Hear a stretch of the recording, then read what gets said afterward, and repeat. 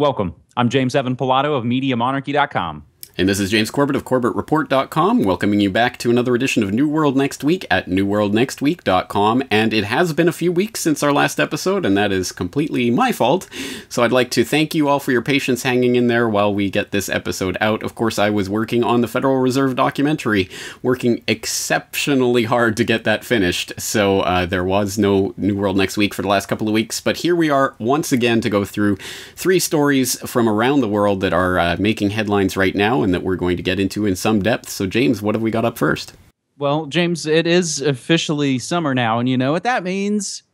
War in Israel, as Israel steps up its offensive against Hamas. We'll take this from the Washington Post, and offensive being the operative word.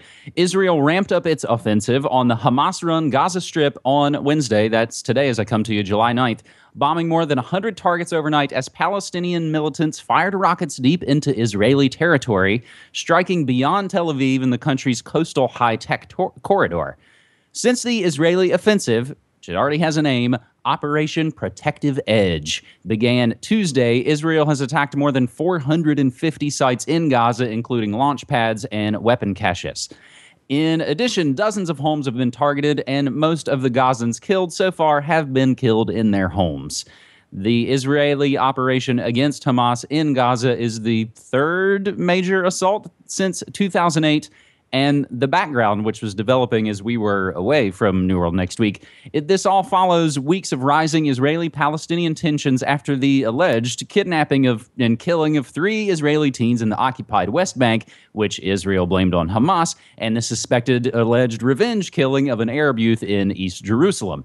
Since these abductions of the 3 Israelis last month, mortar rounds, rocket shells have been fired at Israel almost daily from Gaza, including almost 100 this past Monday, this according to the Israeli military. In a sign that the cross-border conflict could widen, Israel said Tuesday that it called up 1,500 reservists and was mobilizing 2 infantry brigades, artillery, combat bulldozers, and tanks along the Gaza border in preparation for a possible ground invasion.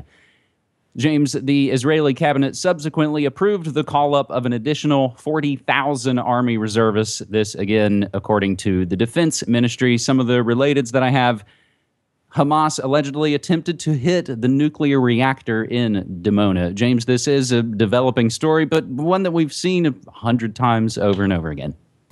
Sadly, you are correct there, and I think, unfortunately, again, you're right to frame this. It's summer. It must be time for another bombing and invasion of occupied Gaza. So, again, yes, absolutely tragic what is happening right now. And for more on that, we can turn to a number of different sources, including one that both you and I have interviewed in the not-so-distant past, Eva Bartlett, with her In Gaza blog, where she has a post up right now honoring the dead, advocating for the living, that starts out by saying the sheer genocidal power of these bombs being criminally dropped on Palestinian homes and hospitals is horrific.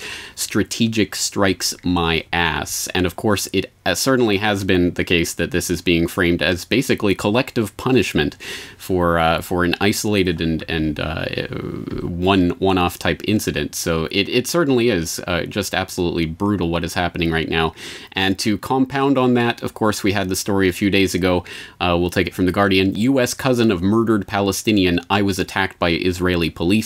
A 15-year-old American high school student whose Palestinian cousin was abducted and murdered last week has said that he was brutally beaten by Israeli police in an unprovoked attack amid riots in East Jerusalem because he just happened to have the wrong color skin and the wrong name in the wrong place at the wrong time, even though he's actually from Tampa, Florida. He's not Palestinian directly. So again, just some horrific things going on right there. And as you say, it's a developing story, so one will definitely have to keep our eye on as it continues to develop. This was also something I talked about with my last appearance on Deadline Live with our mutual friend, Jack Blood. I'll include a link to that where we not only talked about the situation in the Middle East and the border wars there, but I think the parallel story that's also been playing out wildly and widely over the last few weeks is our own border crisis here in America. The latest I can give for you is the White House requests $4 billion in emergency funds for the border crisis. I call it a bailout. Having said that, James, let's move to our second story this week as we turn a little techie. We can take it from Zero Hedge and tweeted by our friend at CounterbalanceT on Twitter. Wall Street joins U.S. intelligence cronies to form the Fascist Cyber War Council. Want to hear the worst idea in the history of horrible ideas? How about we take the industry responsible for destroying the U.S. economy and wrecking the lives of tens of millions of people and allow it to create a government industry cyber war council? It appears that trillions in taxpayer bailouts just simply isn't enough for Wall Street, noting that it can seemingly get whatever it wants whenever it wants it. The industry is now positioning itself to overtly control U.S. cyber policy. What could possibly go wrong? The man behind this push appears to be ex-NSA chief Keith Alexander, who, as Zero Hedge noted last month, is now pimping advice to Wall Street banks for $1 million a month. One of Mr. Alexander's most high-profile clients is Wall Street's largest lobbying group, the Securities Industry and Financial Markets Association, SIFMA.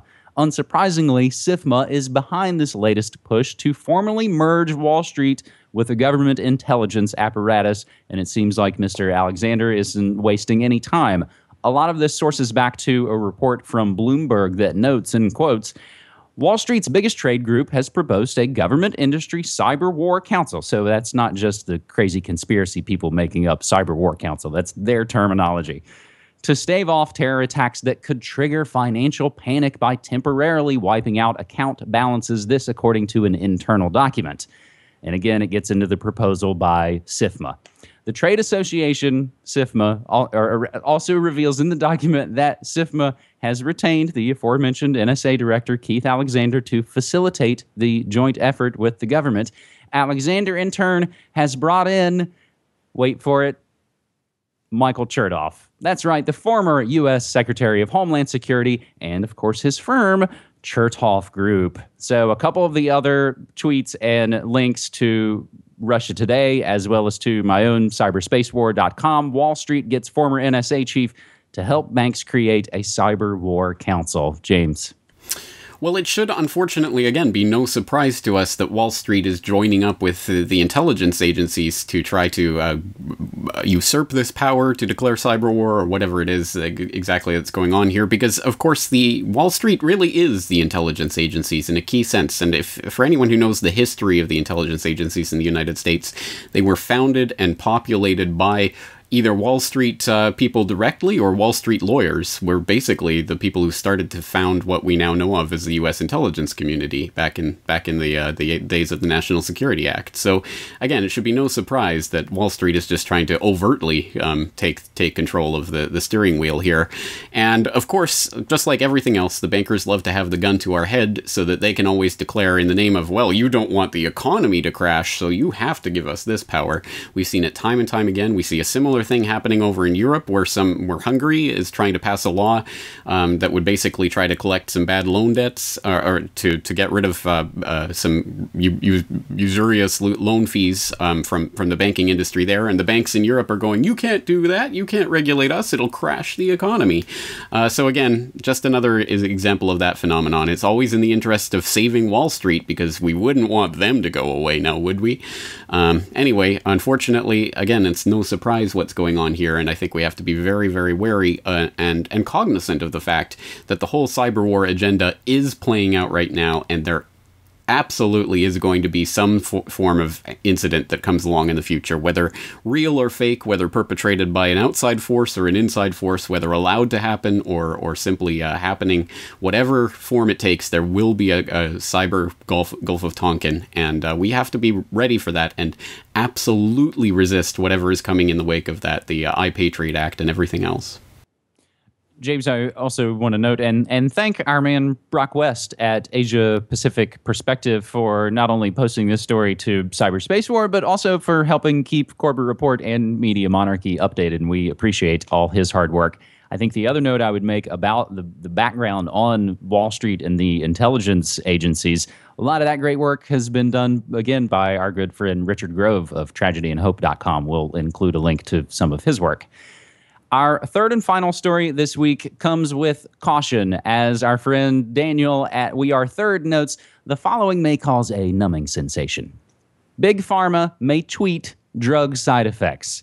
The FDA has proposed a new set of social media guidelines that will require drug companies to tweet their products' side effects to the world. This coming from the Wall Street Journal. Though still tentative and with lots of loopholes and questions that, again, in all of these cases, in all the articles and all the news stories we mentioned, we provide the links for you. Go read them for yourself and do more research for yourself. This is all still tentative, and the proposal would make it so that all the benefits and the side effects of a company's product, even the most dangerous ones, would need to be condensed in a single 140-character tweet. If a firm, quote, concludes that adequate benefit and risk information, as well as other required information, cannot all be communicated within the same tweet, then the firm should reconsider using Twitter for the intended promotional message, end quote, the FDA wrote in the regulations. It should be noted that the guidelines won't actually stop pharmaceutical companies from tweeting about their drugs or devices if they can't fit all the info in a single tweet, which seemingly throws out everything I just said. If they want to remind customers that their products exist, they'll still be able to do so. But the minute they include a product's benefits, the tweet will also have to include a long list of side effects. This is sort of the similar setup that we kind of have in the States as far as public broadcasting goes. You can have underwriting, but you can't tout it as being the best, greatest, will make your life better kind of product. It just has to say, here's a product, it exists, it's for headaches. Continuing, the guidelines, James, won't just affect Twitter because they'll require companies to contact bloggers to ask for changes to articles that contain misinformation. Wikipedia will also be affected, as companies will now be asked to alter pages relating to their products if they contain false labeling details. If approved, these guidelines could go into effect in as quick as 90 days. James, this is a bizarre story, like I said, with lots of loopholes and catches, but I like it as just a story that helps illustrate all the bizarre areas and tightropes that we walk, especially when you run organizations that for generations have been involved in eugenical process to wipe people out. I like the idea of them not having to tweet because Vioxx will probably kill you rather than help you. Well, I certainly share that feeling, and trust me, no one is more opposed to Big Pharma and the crap that they churn out than myself. But I, as always, I'm worried about what is done in response to that, because that can be a bigger tyranny than the tyranny that it's trying to confront. And this is a potential example, or at least a step down that road. The part that gets me is the fact that now companies will be required to contact bloggers to ask for changes to articles that, I mean, so is it the positive obligation of these companies to be searching for this information and finding it and contact, or when they come across this information they have to contact the blogger? How are they going to determine that? Again, there's real, I mean, that's a really strange thing, and I'd like to see how that actually will be applied, because again, that's a pretty horrific precedent if the government can come along and say you have a positive obligation to be constantly searching for anything on the web that has to do with this product, and you have to then, you know, correct that information. That's insanity. So again, I have to come back to the fact that, you know, I mean, when we are in this FDA system where the government gets to approve everything and the government gets to say what can or can't happen, then it becomes this governmental obligation to regulate these companies by telling them what they can or can't do. Whereas, once again, if we didn't have an institution like that and it was up to us to be responsible for what we were putting in our bodies, then it would be our problem what information we choose to accept or not accept. We would be the ones who would have to actually vet what's going on, and there would be consumer advocacy groups that would rise up that would try to feed people information, and the ones that did the best job of that would rise to the top.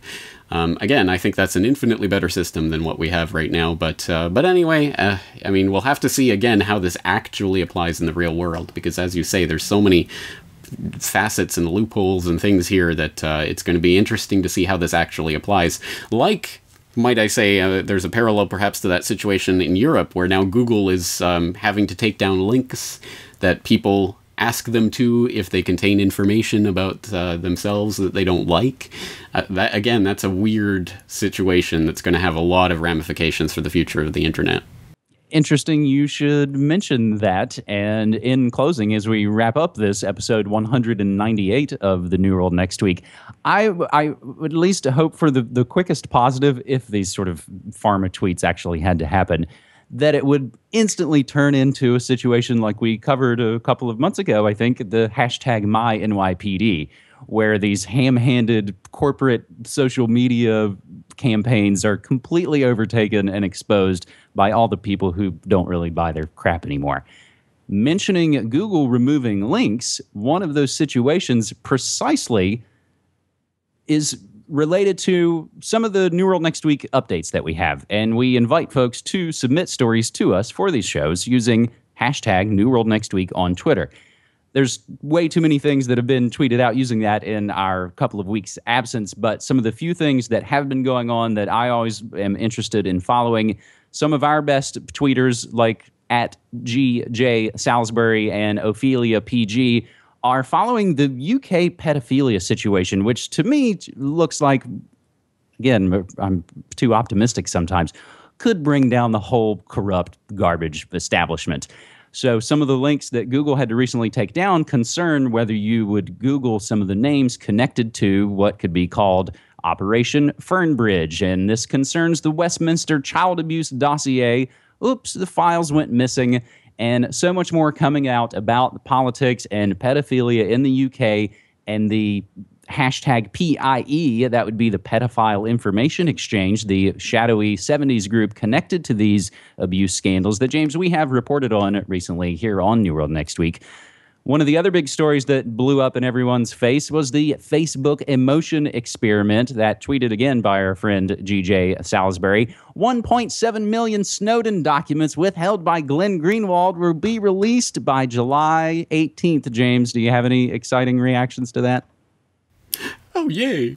All right, so on Operation Fernbridge, I just recorded an interesting conversation with David Smith, Geneva Business Insider, that will be being released after this video, so you can look forward to that. And yes, we'll all be waiting with bated breath to see what Greenbacks and Snowjob release.